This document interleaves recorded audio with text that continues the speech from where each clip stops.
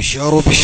شركة تضبط أبريل كدعية مقالة ستوكهولم وطن كيسويد لوgu taageerayo xuska 20aad ee asaaska xisbiga dimuqraadiga shacbiga Soomaalida Ethiopia ayaa waxa ku wehelinaya fanaaniinta qarniga 21aad ee fanka Soomaalida horyaalka ka waadaayirtii deegaanka Soomaalida doorka ku lahayd iyo dareenka wadaniyadeed ee halgan faneedka fanaanada ku caan baxday halganka iyo wadaniyada nimca maxamed nimca dareen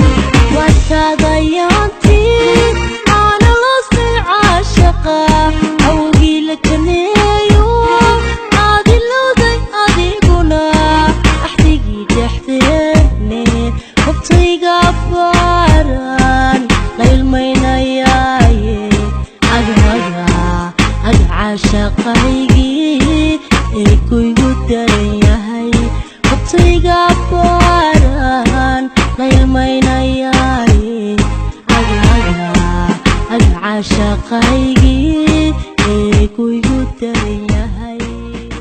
علي بشير عبد علي دانت حسن وطن ayaa waxay si wada jira masraxa u rixi doona 7 Abriil ee Sweden oonay mahooyada gacala ku jiri ragahel haw kumine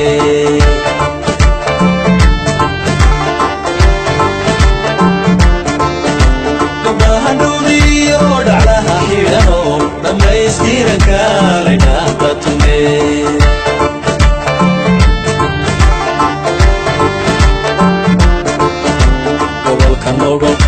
gobolka city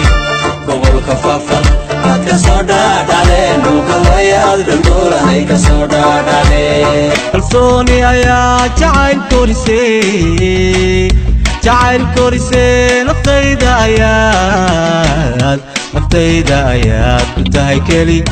naftayda ayaad ku tahay keli waa madasha qurxoon iyo magafa quusis deegaankeena wanaagsan baan dalxiis ku wadayaay